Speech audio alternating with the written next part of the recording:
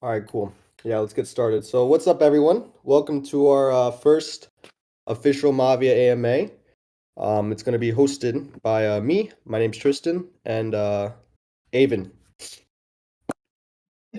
Hello.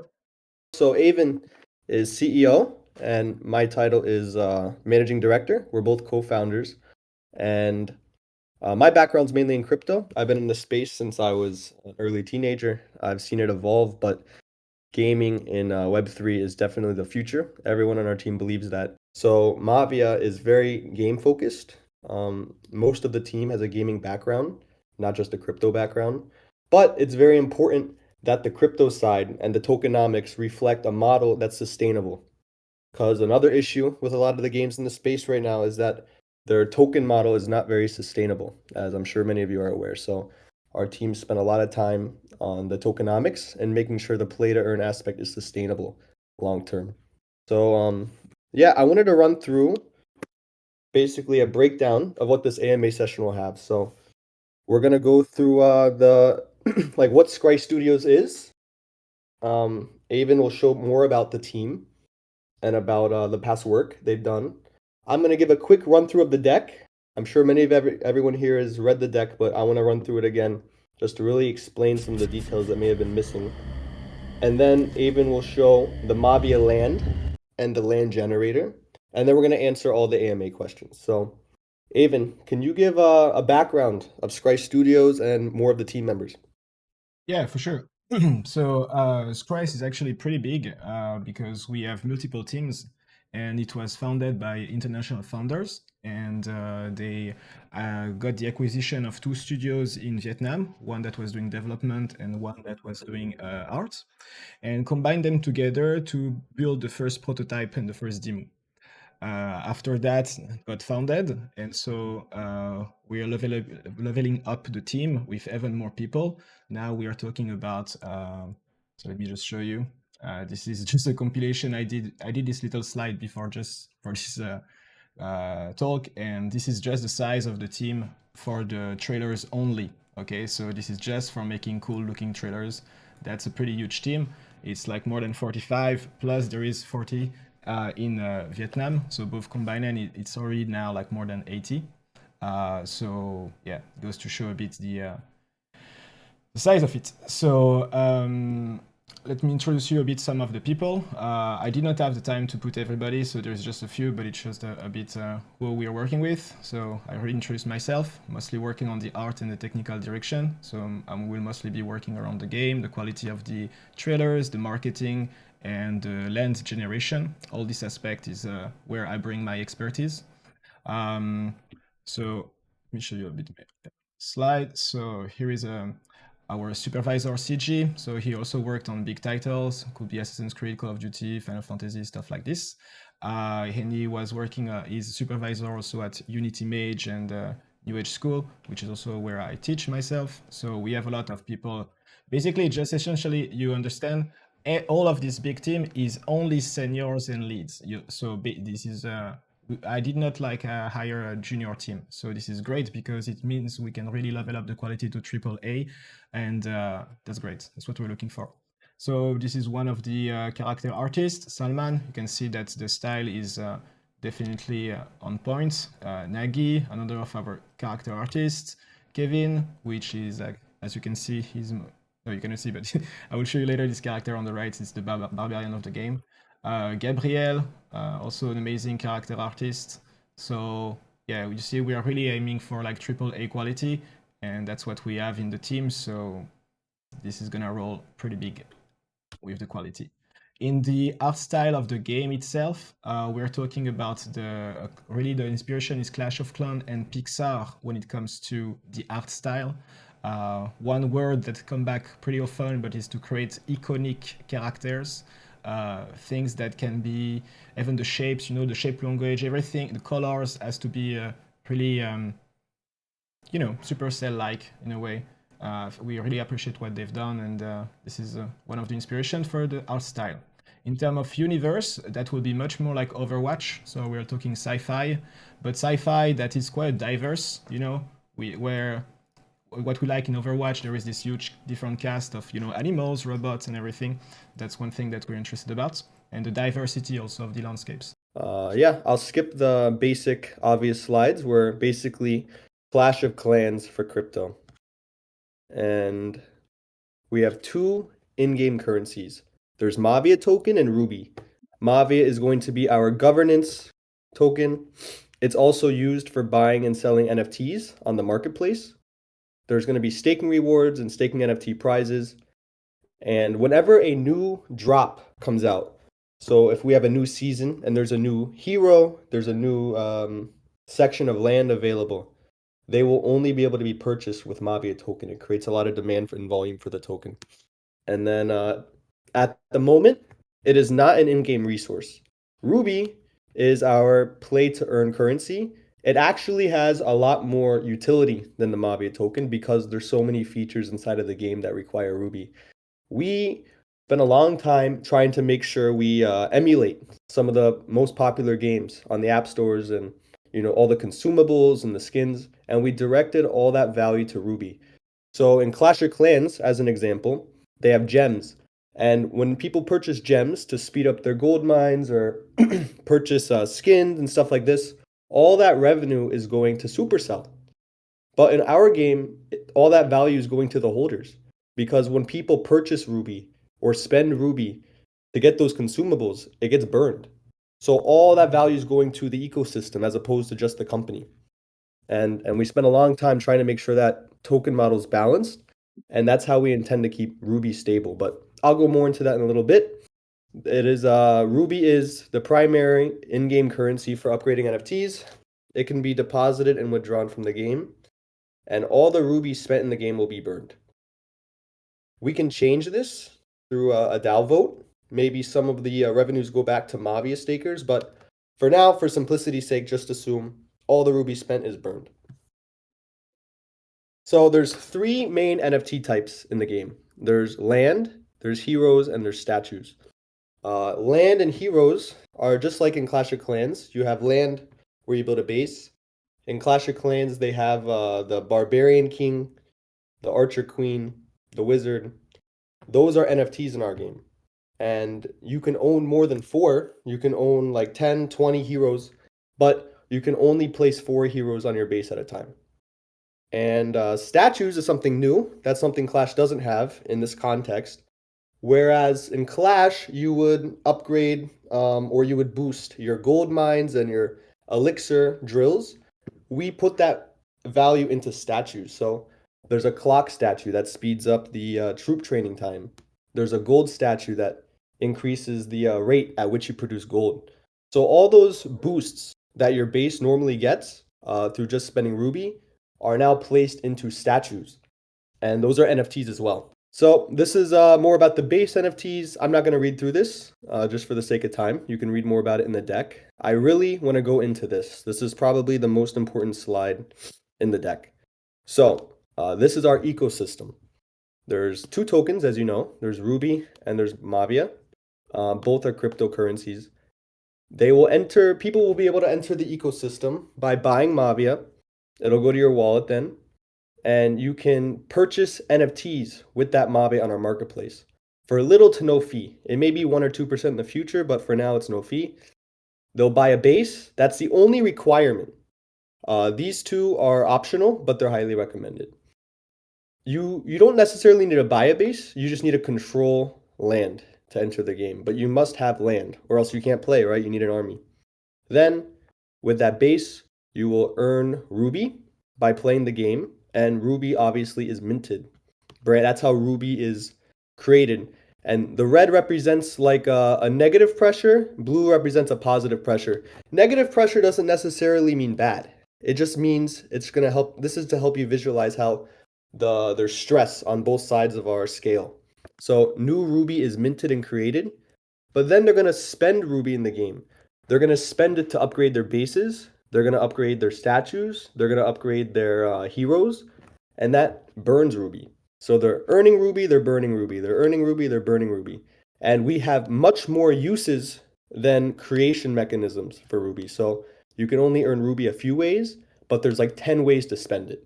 So the goal is to get people really invested into the ecosystem, and they can make a lot in Ruby, but they're also going to want to reinvest that because they'll end up making more Ruby later. If they choose to withdraw, there's going to be a 15% withdrawal fee, which is also burned.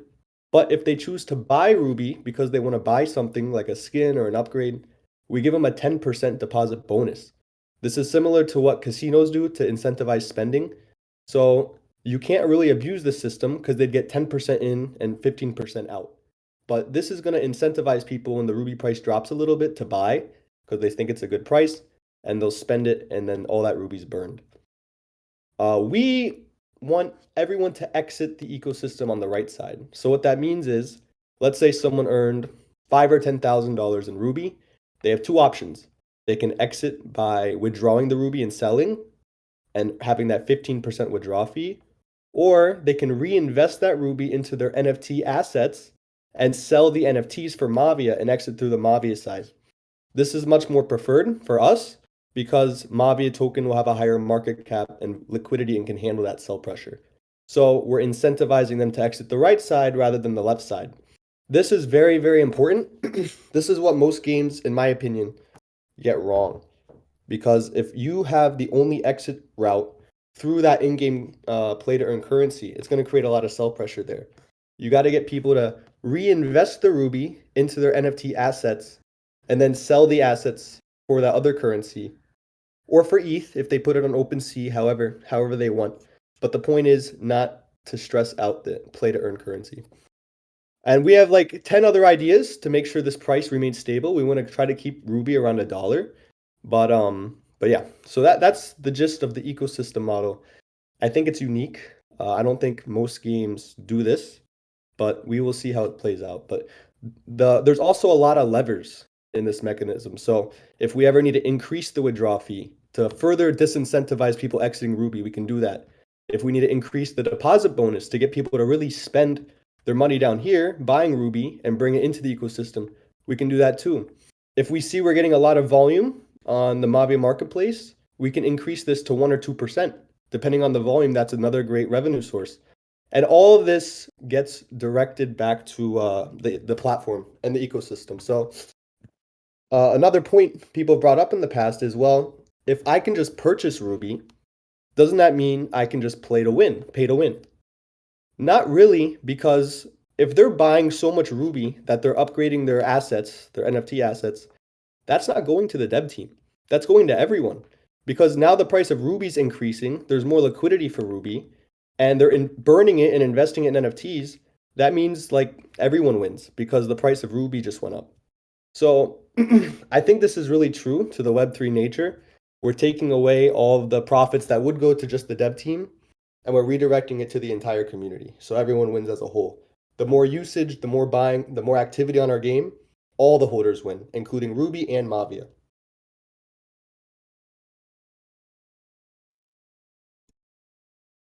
Okay, so Ruby use cases. There's actually a lot more than this, but these are like the main ones. There's headquarter NFT upgrades. What this means is your base starts out level 1. If you want to go to level 2, you have to spend Ruby. So in Clash of Clans, you had the town hall, and it would cost gold. It would cost gold to upgrade your town hall from level 1 to level 2. There's still walls and there's turrets and there's troops, but the headquarters, which is our version of the town hall, it can only be upgraded with a ruby, and that ruby's all burned. So if you want to bring your base from a level 1 to a level 2, there's a lot of reasons you'd want to do that, including you raise the ruby cap that you can earn per day. But if you want to do that, that costs ruby. You got to spend ruby to make more ruby, unless you want to be stuck at a level 1 forever. Same with the heroes. If you want to upgrade the equivalent of the barbarian king in Clash, you have to spend ruby. You can't just use the gold or the oil. You have to spend ruby to upgrade that hero. But it's really cool because that increases the value of your NFT. So when you upgrade your base from a level 1 to a level 2, now when you go to resell your base, it's always going to be a level 2. It can only go up, it can't go back down. So by reinvesting that ruby into your base or your hero or your statue, you're permanently increasing its value in the game. And as long as there's a limit to the amount of these, that means our ecosystem has that full circle. You know, we're really trapping the ruby in there and trapping that value. but that's how you stimulate the economy. Purchasing gold and oil. This is for people who are missing resources. So let's say there there's troops that require like another million gold, but you're missing that gold. Just like Clash of Clans, it takes gems to buy the gold and the elixir. In our game, you can purchase missing resources with Ruby. Another revenue strategy that Clash has that we're using to redirect back to the ecosystem. Processing speed ups. So if there's a building that's going to take maybe like a week to finish upgrading and you don't want to wait that long, you can spend Ruby and you can finish it right away. Skins and decorations is another big one. We're going to have a lot of skin drops for the heroes. If they want to purchase skins, they have to spend Ruby, and that's going to burn it. Ways to earn. There is one that's missing out though. It's the consumable, because that's what helps to reduce the inflation beyond the maximum level as well. Yeah, consumables. Another one, shields. There's, like I said, there's like 10. There's like 10 Ruby cases, and we'll be adding a lot more. But these are like the main ones. Shields. Just like Clash of Clans has shields. Shields protect your base from being attacked again. In our game, same thing, but they cost Ruby instead of gems.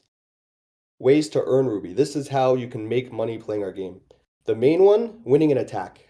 So when you battle another base with your army, whenever you win, you earn Ruby, and you can do that all day. But there's a limit to the amount each base can earn in Ruby a day. That list will be released soon. We're still balancing it, but basically, just attacking bases, if you earn 1 star, you earn X amount of Ruby. If you earn 2 stars, you earn X amount of Ruby. And obviously 3 stars is the max. You'll earn the most amount of Ruby. The amount of Ruby you earn depends on the level of the base you attacked. So if you're a level 1 base, but you defeated a level 3, you're going to earn more Ruby for winning that battle than if you attacked a level 1 or a level 2 and you won the battle. So that's how we incentivize players to actually be good. And there's very little to no risk of us having that bot issue that a lot of games have that just mine the in-game currency. We won't have that issue. Successful defense means if you structured your base properly and you're sleeping and your base wins a defense and you got 0 star damage, like the person attacking you just failed, you will earn Ruby as well. Base obstacles, these are like the trees and the bushes and stuff like that. Whenever you dig those up, there's a chance of earning Ruby, and that depends on luck. And the luck goes up depending on if you have a common, rare, or legendary base, with legendary being the most lucky. Challenges, there's going to be daily challenges that earn you Ruby, and these always are in addition to your daily limit. These don't affect your daily limit. So let's say you're a level 1 base and your limit is 10 Ruby per day, $10 a day. The challenges you complete are in addition to that. Partnering with other players, I'll explain more about this, but wagered matches is a big one. Wagered matches means that you're able to put up 50, 100, even 1,000 Ruby, and you wait for an opponent who wants to accept that offer. You guys both look at each other's bases, you say, I want to do this battle, so it's fair. You guys both have to accept it. Winner takes all. And we may take like a 5% cut out of this and burn it. It's another revenue model. Okay, this is probably the last slide I'll go over. Monetizing bases inside of the Mavia land economy. So this is the main reason why people will want to buy land. There are 3 models you can make money with Mavia land. Buying and selling bases, which is obvious. You want to, you buy a base, you play the game, and then you sell it. Renting out bases. This means you're a landowner. Let's say you're going on vacation for a month. You don't want your base to just sit there. You can rent it out. Why would a player want to rent out your base? Because they don't have the money, maybe, to purchase land outright, or maybe they do, but they just want another one. They can rent it out for a week or a month, and they pay you a fixed price in Mavia. But all the Ruby they earn, they get to keep. So if they're a good player, they might want to spend a little bit of money to get that base so that they get to keep all the Ruby they earn. All the Ruby they earn from challenges, all the Ruby they earn from just fighting players all day, they keep it all. The owner of the land can say, all right, we're going to do a 75-25 split. You're a new player, so I don't know if you're that good. I keep 75% of all the Ruby profits and you keep 25. But you get to use my land for free. If they're a really good player, they do 50-50. The split's up to them. But the point is that this requires no capital from the player. This requires a little, and obviously this requires more because you got to own land. But we have an entrance mechanism for every type of player. But this one, they probably have to be a good player to get a landowner to accept them. This one doesn't require any good skill because you don't have to convince the owner of anything, you just rent it. And obviously, buying is you buy land. The idea is that everything is generated procedurally. So in case people don't really understand procedural, I'm going to show you something that is very clear, is that I'm not going to go into details about how it works, but pretty much this is Houdini. It's a software for cinema and video games, very advanced, and it allows to go into essentially like the core of what something is built. So this is the way that the land is built procedurally with many nodes and a lot of logic. So this is where we don't have to design things one by one, don't have to design land by land, but basically create a logic, and then from that there is everything that's generated.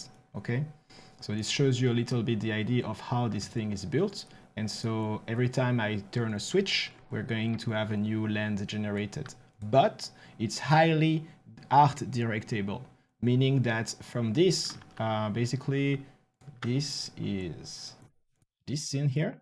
So this shows, so this is just like a test and a placeholder, okay? Which means that this castle are never going to stay, because as you understood, we are going for like a Overwatch style. So a lot of science fiction, not castles. So forget about this, but understand the concept is that here I generated a canyon, here I generated a plain, a mountain and a lake. But on top of that, we're going to have buildings that are created with the traditional pipeline, meaning like concept art and 3D models. But then I'm going to place them procedurally, meaning that it's impossible to have two lands that looks exactly the same. Everything is different. Even like the pattern here, even the barriers, every detail looks different from a land to another. Okay, and so let me see if I can show you something. So this is like a view. Whoa, sorry. This is a view from like the world map. Okay, so it's actually one world map that's being built, but we have others because, as you remember, it's fully procedural. So the cool idea about this project is that all your land have actually existing location on the real map. And so how can I show this? So here I have made this proof of concept. It's only into one zone of the game. This area represents less than 5% of the total surface. Basically, this zone here is this zone here. You see? That's exactly this view. So you see it's very small compared to the rest. And this map here is in process. So this is not like the final thing, okay? But it shows the idea. Here, I am generating an area of the game, and based on the altitude, I am scattering lands, that the ones that are NFTs, right? And so there is the green, this is the common, the blue is the rare, and orange is legendary. And so based on their location, they also get an attribute. For instance, this one are red because they automatically detect that they are close to an edge of a cliff. So into your land, you're going to have a cliff. But these ones are dark blue because the system identified that it's close to a lake, right? So it's going to generate a lake on this land. So you understand how each land already is unique by their location in the world. So they inherit from the features from their location. And in every area, this is just one biome. This is the woodlands. And here there is like also a medium-sized ruby.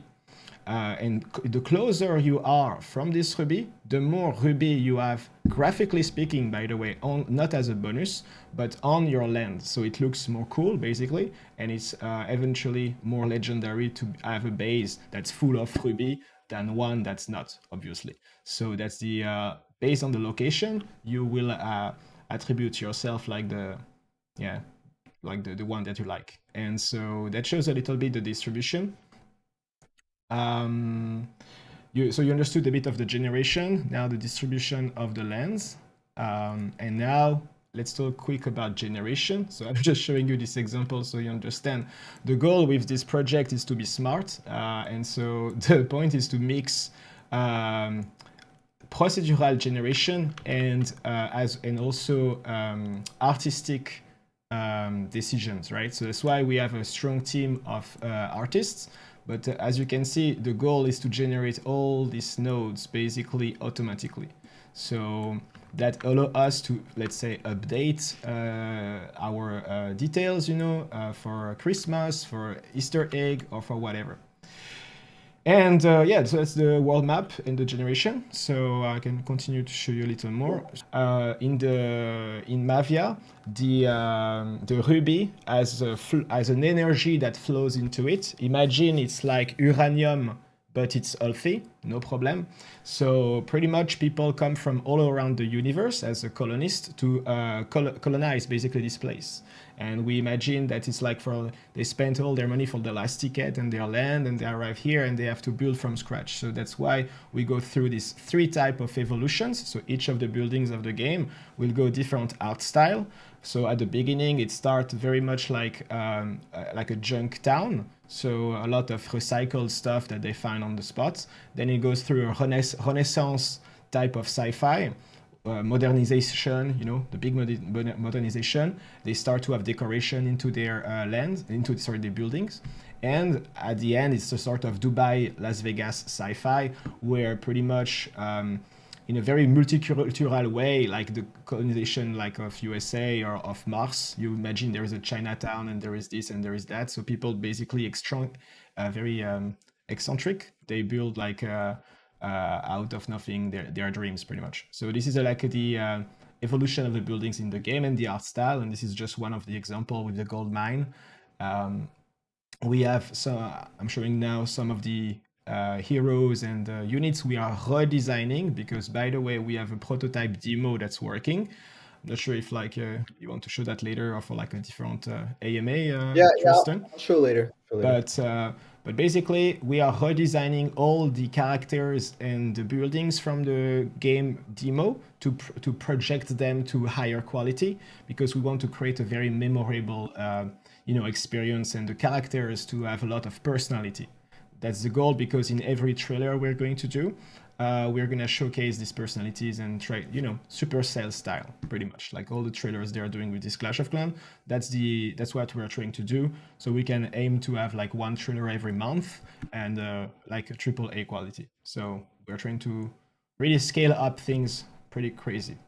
So this is just some preview of the new characters. There are some of them that are pretty cool. So let me show you, but this is just like an idea. This is the first ones that we're gonna do, only the ones at the top here for the first trailer, but after that, releasing of these ones at the bottom, and we have 4 times this list pretty much. This is just for me to show you the first ones you can expect. This is Mira, one of our hero. This will be an NFT that can evolve. Every hero is going to go through ages, so they start as a baby and they evolve. I'm going to show this later. This is the unit of the gorilla. So this gorilla is pretty fun because he has diamond hands. So he is very confident from his diamond hands. And so you can see there is the infantry unit, and on the right it's the hero.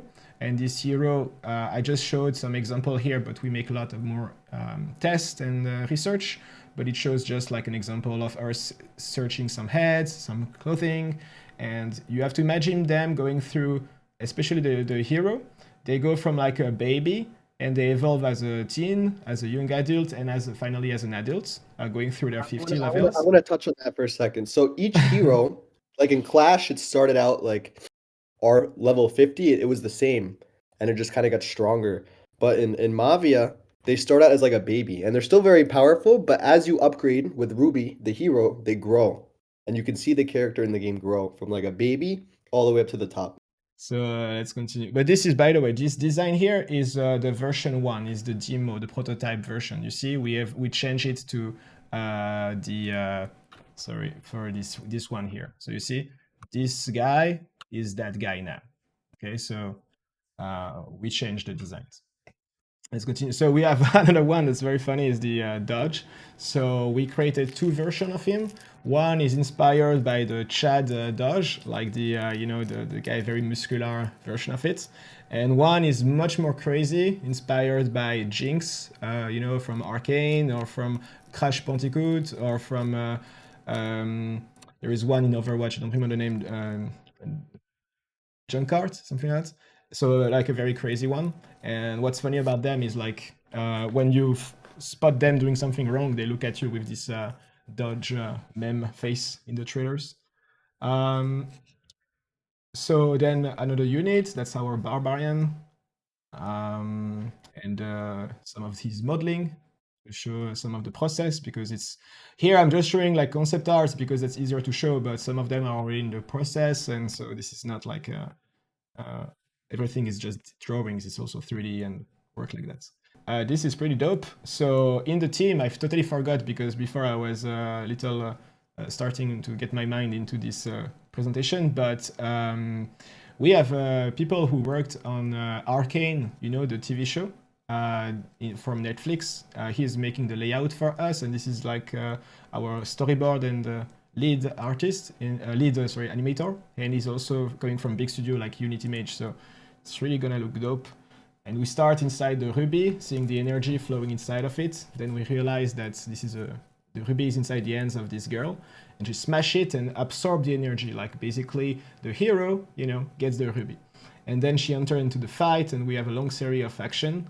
The gorilla takes the barbarian, throw it into the helicopter, and then the Doge throw the rocket into the fort, and it explodes. And during the explosion, in the black smoke, you see some god rays, that are red, and with the smoke dissipating with the wind, you see helicopters coming, and then you see other bases that continue to fight each other and continue to build with the giant ruby in the middle of the world. And this is going to be our trailer. So you see, we are showing you stuff very early because this is like the storyboard of it. So yeah, but this is pretty exciting because it's gonna look full of action. And we're going to do trailers like this very regularly. So that's the goal of this huge team that we built internationally. And many trailers, many marketing. So that's one of the reason why we're confident that it's going to be great. So yep, let's go into the question and feedback. So let's see. Let's go into some of the questions now. Right. So we have questions that were already there before the talk, and there is questions that appeared after. So let's go first with the questions that were already there, and then expand with the new ones. Okay. Yep. So I will reply with the ones in blue. Okay, and you the green, right? Yep. Okay. Yep. So when they said, when is the community members allowed to participate in the land sale? We're going to have a whitelist for our early community members, and we'll open that in like a few days, the whitelist. And then the actual sale for that will be like a week or two after. So no official date, but we will start the whitelist process so everyone here can join the whitelist. Good. So the next one was, what is the limit on the number of bases that will exist? Will this limit ever be increased? So we have decided that there is 100,000 total bases, which is what we were seeing on this very large land, okay? 100,000 on the whole thing. But these places here, which, actually, this is a good way to talk about this, but this is divided into many biomes, okay? So we've got jungle, woods, deserts, snow, Antarctica, whatever, all of this. And so each of them are going to be released at a different moment. So each of them represent a big update, and we aim somewhere about 3 months. So every 3 months, there is a large update that include new heroes, new units, new trailers, and new biomes. And so that makes more lands each time, up to a cap to the totality will be 100,000. And so only 5% is released at the beginning, which means 5,000, and they will be in the woods with also a ruby itself there. So there is always like a lot of variety into what you can find. And yeah, so then the others will be released with other updates and new theme. So, excuse me. Next, is there a difference between bases and land plots? Is there any way to produce more base? So the base is on a land, but it cannot be moved to a different land. Maybe there is plans to like replace, to have like a service or something that replace that, but that's not part of the main game. Main game is that you build a base on your land. So the next question is, when renting out your base or partnering your base with another player, will the other player still be able to upgrade buildings in the synthetic base clone? And how would this affect the original base NFT? The answer is yes. When someone is using your base, they can rearrange the walls and the turrets however they like, just because they're in control. So they're allowed to do whatever they want to your base. We're gonna have a feature where you can save the layout, so you can revert back to the layout before that person partnered with it or rented it. So that's not like they can mess up anything. There's nothing that the tenant can do that can harm you. So there's no damage that can be done to the base. The stats, the win and loss stats, are attached to the player. They're not attached to the base. So when you're giving your land out to people, they can't really do anything bad to it. But yeah, they can upgrade the buildings. If they spend, they're gonna actually want to, because if they're partnering with your base and they want to enter a long-term partnership, they're gonna have to upgrade stuff. Now, I'm not sure if they'd want to spend Ruby to upgrade your NFT, but they will spend gold and oil to upgrade the walls, and they'll upgrade the troops, and they'll upgrade the turrets and the defenses, etc. So the next question is, when is the token sale? We haven't announced that yet. We're gonna do the land sale first. And then we will announce when TGE will be, and the strategy, the launch strategy. We have a lot of options. We haven't even really started marketing at all. We haven't done any PR. We're gonna be starting that next week. We're gonna announce our investors. We have a lot of tier ones, including, well, I'll wait for the PR, but we have a very good investor team, and we want to work with them to find out the best time. But we're looking in Q1 for sure. It's gonna be in Q1. Hopefully early Q1. What's the target barrier to entry cost? Well, it really depends, because it depends if you mean player or a landowner. But there's three paths, as we described in the deck. There's buying land, renting, and partnering. If you have a lot of money, middle, or none. And it can go deeper than that too, but if you want to own land, you guys will see the prices on the whitelist. If you want to rent, it depends on the level of the base. Higher level bases cost more to rent. And then partnering requires no money. You just got to be a good player. You got to convince the landowner that you're a worthy partner and that you'll put in the time and the effort, and you'll make the owner a lot of Ruby. So there's a path to enter the game, whether you want to own land, rent, or you don't want to spend any money. So I guess the answer is none if you want. There's no barrier to entry. Is there going to be a free-to-play system or trial available? Yes. We won't launch with it, but there will be a free-to-play system in here. We want to accommodate more than 100,000 players, but the main island, which is where most of the Ruby, if not all the Ruby, will be earned, will be capped at 100,000. But there are plans in the roadmap to add a free-to-play system, and we'll explain more on that at a later time. Where is the progress? I think we described that pretty well already. When will the closed beta activity be launched? That will be, it's on our roadmap in the deck. The first beta that's closed will be in, what was it, Dave, in Q2? Excuse me. Closed beta. Yeah, it's Q2, I think so. Yeah, Q2. And then Q3 is public. the public beta will be Q3. Keep in mind, our public beta is like most other crypto games official launch. Like it's solid. It's basically ready to go. It's just we call beta because we're gonna have to tweak some things. We're gonna have to adjust, and it means the rules aren't final. We're gonna have to change, the damage of the troops and the defensive stats, but all the NFTs will be usable. So it'll be like a launch, but it's public beta. Will some rewards be given to the community? For example, a whitelist? Yes. That will be on, I think Monday we're going to open up the whitelist. So everyone here will be able to apply for the whitelist on Monday. We'll have the form. The community should hear some thoughts. The next question is the community should hear some thoughts on Hero Mavia's approach to ensuring the token slash P2E ecosystem will be sustainable. Yeah, I think we went into that pretty in depth in the deck. That's basically our number one priority. We're really, really focusing on keeping Ruby around $1.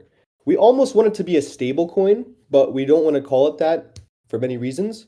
And we do want the price to fluctuate a little bit. It's just part of it, but we're gonna really try to keep it stable around $1. Fate in Arena recently, when they've had to drastically change the reward structure after only a couple of weeks because they had many more players than was anticipated. We won't have this issue. That's why we structured it so there's a limited amount of land, there's a limited amount of players that can enter, and there's a limited amount of money that can be earned. It's very, very predictable. We can't be caught off guard. Our system can't be really broken in that sense because everything's so predictable. There's a limited amount of players that can enter. There's a limited amount of ruby that can be earned. But when that's so controlled, and it's not necessarily controlled by us. This is all like public info, and the Mavia token holders will be able to vote for adjustments, and it'll be very well explained. So there's no chance that like the Mavia token holders will all just vote to print crazy amounts of ruby. But it's a very controlled quality ecosystem. There's really two paths you can go with games like this. Have millions of players make a little, or less players that are high quality make a lot. We're really choosing that path, but we're trying to strike the balance between keeping the Ruby price sustainable and supporting strong players and having a free to play experience as well where everyone can kind of enjoy. But we want to make the main Mavia island, the one where you make the Ruby, a very, very high barrier to entry, whether through skill or through investment. That high barrier to entry is what's going to make the game explode. It doesn't mean we limit and exclude all of the players out there, but it means that it has to be very sought after and you have to put in work. Not necessarily money. We're not saying the only way you can enter is money, just through skill. And one of the ways we think we'll do that is have if you have a clash profile and a base in Clash of Clans, that will reflect on your skill. And they actually have an API. We're thinking about connecting it so that when you apply to become a partner on a base, they can look at your Clash profile and say, oh, you were a really good player in Clash. I'm assuming you'll be a good player in this too. But I guess the answer to this question, long story short, is I don't think we'll have the issue. I know we won't have the issue where so many more players than anticipated entered and it broke the system. The next question is, have heroes got contingencies in place to prepare for those kinds of things? Yes, we do. Next question is esports, plans for tournaments and tournament streams, major tournament brand recognition, and organization plans. My answer is you have no idea, okay? Because we have so many. I'm not going to say we got to keep a lot of stuff close to the chest right now, but yeah, we've been approached by like some of the biggest orgs in the space and they want to do a lot with us. Next question is, how easy are you going to make it for normal gamers to participate in the game? Do you have plans so normal mobile market gamers can participate? Yes, we do. I think I explained a little. We'll explain more later. How do you plan to build a good community ecology? What are the plans? I don't know what they mean by ecology, but in general, the strong community. We're all about quality. One of our approaches for communities is streaming.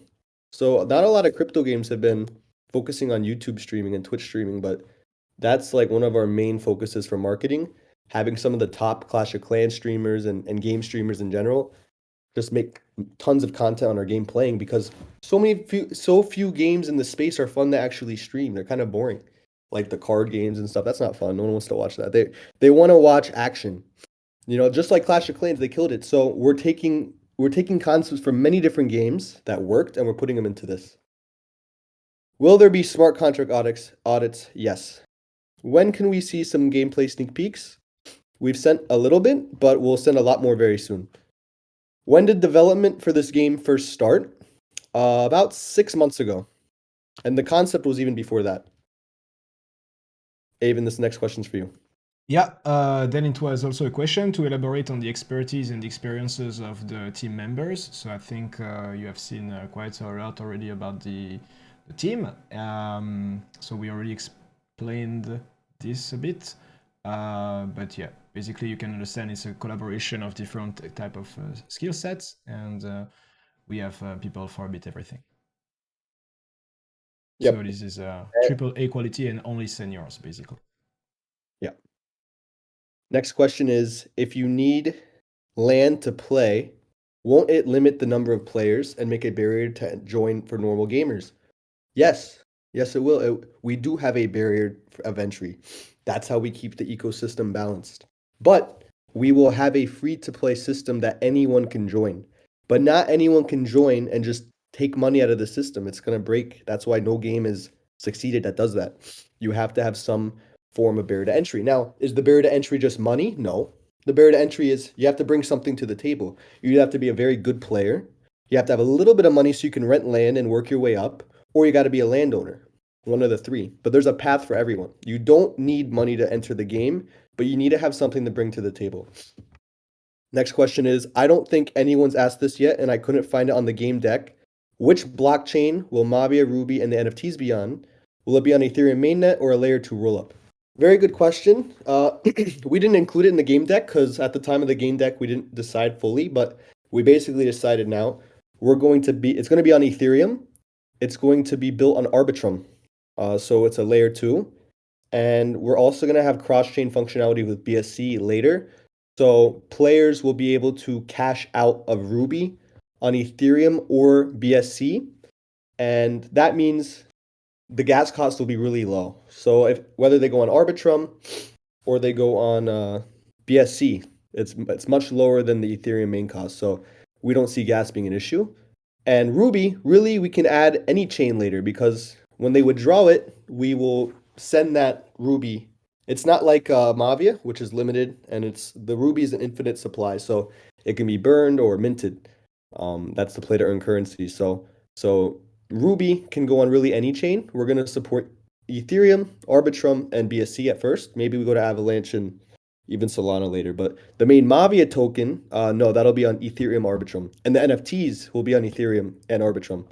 You can go back and forth. And by the way, the NFTs will be able to be listed on OpenSea if they choose to go there. The next question's for you, Avon. With the game and style being this close to the original Clash of Clans, were there any legal concern with Supercell having issues? Well, I don't think so, because this is mostly like an inspiration. That's the same as like Overwatch. What we are looking for is like a blurry picture of that, and then we create our own system. So this is not like a copy, so there is no legal issue. Inspiration in video games is basically the essence of it since like the day one, you know. That's the reason why you have styles, genders, and some games establish a style, but then many others go in that style and try to do better or try to do something unique. So, and in the art style, there is also zero legal issue because we are basically creating our own stuff. Everything is made, is custom made. There is no asset that is bought from a marketplace pack or something. Everything is custom made, as you saw, from concept art to final delivery, and nothing is, yeah. So I hope it answered the question. Do you guys have a balance team for games like this with characters having stats and all requires to be balanced as player will abuse a strategy within days of it coming out if found? Will be sad to see games like this not be playable because of broken characters. So into the milestone, into the timeline, not sure like right now when it is, but there is like a huge time that's dedicated to first during all the prototype we already do this balancing. Then there is the private there is the internal alpha, the private beta, and then there is a moment just dedicated for that to do Q&A, basically quality insurance, and check that everything is as good as it can be, right? So we have time dedicated for that. It's not going to be like release a broken game to the market. That's really not the idea here. Yeah. So we'll do our best, basically. Yeah. And no, we're not gonna let unbalanced. That won't be an issue. We're gonna have a team make sure. And we have an extra task that goes above just like what normal games do is that we have to balance the ruby, how much rubies earned. But we have simulations for that, and we will have a team that looks into that. The next question is, would be pretty amazing to tap into something like Composable for any EVM chain capability. Their SDK is pretty incredible for making cross-layer simple envoyer. Yeah, like we're open to that kind of stuff. We just want to make sure our main token is on Ethereum and the NFTs are on Ethereum, but we're open to integrating stuff like that. So our CTO would handle stuff like this, but we will look into that for sure. So the very last one, basically, what are the plans for the nearest future? Um, so I think it's just like the what's going on the timeline. Did you show the timeline? Basically, I don't think you showed the timeline. We'll show it. By the way, guys, the Skrice.com website's out. You can go to Skrice.com to see the studio website, but the Mavia.com website is going to be released probably next week, and that's when we plan to also do like the whitelisting and stuff. But all the whole timeline of everything we're doing will be on the website. So I wish I could say go to the website and check, but it's not out yet. It's still being designed. It's a very good looking website. So it's being built and it's basically done, but it'll be released next week. So our timeline and our roadmaps, that'll all be on the website. We got the last question. How did the team met and the idea get formulated? Yeah, so basically, the idea from all of us, the whole team was, and it's evolved over time greatly. Like Mavia had a different name originally, and the branding was different, and the concept was different. But it started out as a base builder game on crypto because there were none, and or at least no one did it right. And also, we were very frustrated with the quality of games. It's like it's a real shame. I mean, there's so many good game developers out there and good artists that would love to build something new. Would love to build something great that all these people will play, and none, like basically none. Star Atlas is really really good quality. Alluvium's good quality, but they're not out. Like there's nothing out. So we wanted to throw our hat in the ring. We knew that together we could build a really solid game, not just in the graphics and the marketing, but the model. I mean, it's like the wild wild west. No game has cracked the code yet on how to build the perfect tokenomic model, and we had our own unique idea for that, and it fit really well with a base builder game because like the games that require all the players to be online and fighting and stuff, it's a much different type of model than a base builder where you're investing all your resources into your land. It's like that's your land, that's your base, and it's working for you. What's cool about the base builder clash model is your base is working for you while you're sleeping. And that's so cool because now you have land. It's literally like owning a property in a way because it's working for you while you're sleeping and it's defending you while you're sleeping. So we thought that was really really cool for, this space. So that's really what got us excited about this concept as a whole. Yeah, if no more questions, then thank you everyone for joining our first AMA. We're very excited. I hope everyone here um, will become a long-term fan and hopefully landowner or player in the game because we're really aiming to be one of the top, if not the top, crypto games. We're moving very quickly. We have a very large team. Every single member of this team, it's like magic. We all have the same vision. We're all working towards the same thing. We're gonna move very quickly. We're not missing any deadlines. There's nothing. We're moving full steam ahead. We plan on doing a lot more AMAs like this. We want to be very transparent with the community, show you guys all of our updates, but also listen to feedback. So if anyone has feedback from after these types of events, feel free to share. We listen to everything and we'll discuss. But yeah, no more questions, right, Avon? Yeah, seems good. Thanks. Okay. Thank you, everyone. Thank you for joining.